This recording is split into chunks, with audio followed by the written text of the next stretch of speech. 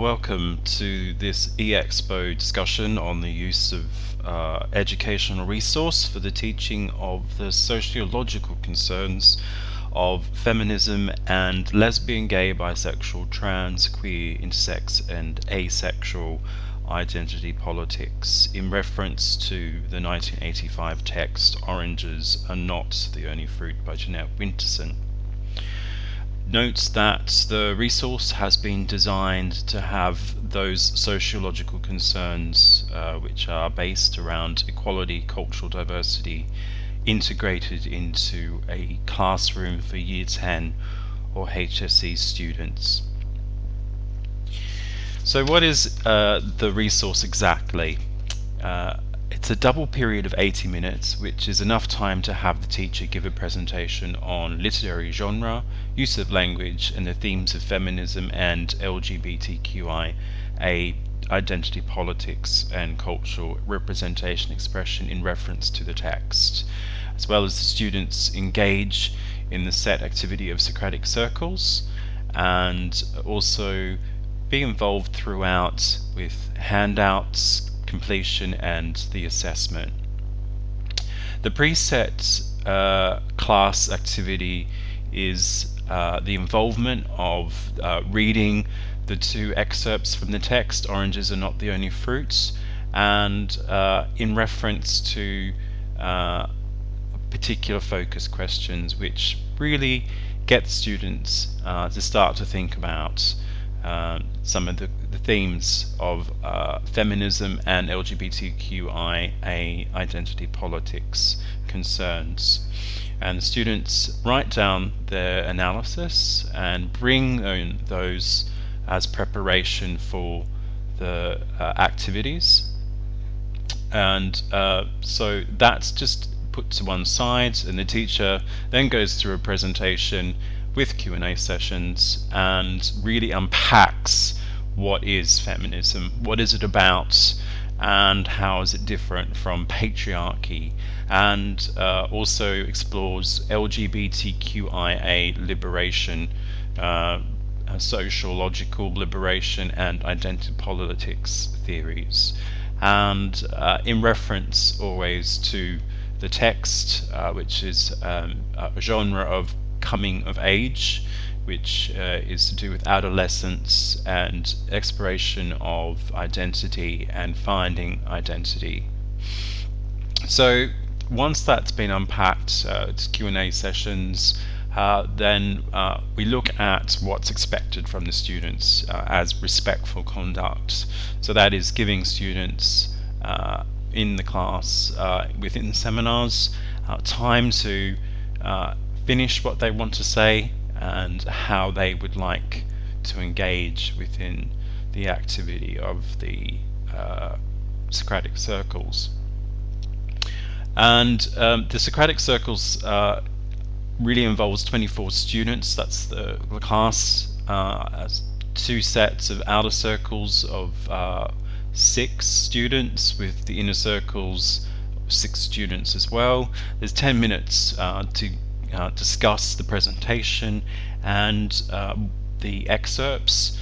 in relation to what they've already written, and then 10 minutes for the outer circle to give feedback to that discussion. Then the inner and the outer circles swap places, and then another 10 minutes for their discussion within the inner circle, with the outer circle giving their feedback on that. The teacher hovers about, really sort of observing what the students are doing, but when necessary, making interventions to get the students back on track, such as with questions as what are we really asking here, and what issues about identity politics and feminism are we addressing here, and have you thought about language? With the focus questions, which are on handouts for the students to think about really how imagination and creativity through language use can empower someone personally, socially and politically, and how that relates to feminism and LGBTQIA identity politics concerns such as liberation and equality, and relating that specifically to the character of Jeanette, how she transforms from a naive young girl to a young adult who self-determines, and whether or not she has become a better person is an issue which the students can also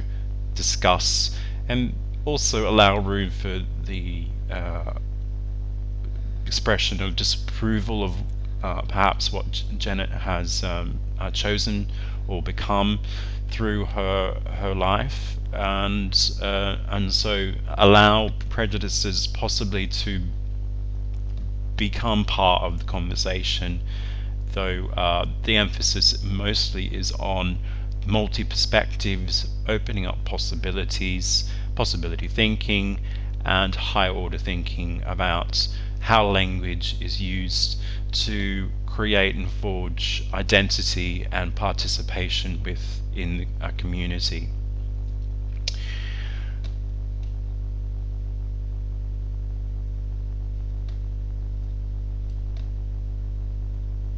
So the focus is also provided through the handouts on role playing for the students. Students can take a listening role, particularly when on the outer circle. So really map making key parts of the conversation and discussion on a map visually, as well as taking more of a speaker role when in the discussion, such as with the journalist role, which really summarizes what's been said in a paraphrase and gives clarification to this discussion, or may take a provocative role, such as with the gadfly playing devil's advocate and sparking up debate within the discussion. So there's also the influence of the teacher, which through the presentation was much more instructive and demonstrative, is as an outside influence, hovering and observing, taking assessment of students' participation, and as has been said, asking the questions that will bring the discussions back into focus, back to the concerns of the student being open to different perspectives of truths rather than a fundamentalist perspective of truth, that good and bad are black and white issues, and that society has a very clear sense of what is a good adult and a bad adult, and what flexibility and perspectives, as indeed is discussed through the text, of being able to maneuver oneself around particular perspectives and roles. So the class really concludes with again that major question of how can imagination and creativity through language use empower someone personally, socially and politically, starting from the pre-class work of written analysis of the two excerpts, through to the engagement of the handouts completed through the seminars of the Socratic circles. All of those handouts are put together as a process journal and given to the teacher in combination with a 500 to 800 word reflective essay, which answers that question of where the student really believes how language can tap into imagination and creativity to empower someone beyond the pre-given reality that's indoctrinated through schools and education and parents. So that's really the resource. It's about bringing the handouts and bringing those PowerPoint presentation and Socratic circles of language and communities of practice into a focal point, and allowing the students to really explore their own identities through role-playing and understanding the critical relations of language to empowerment and identity politics.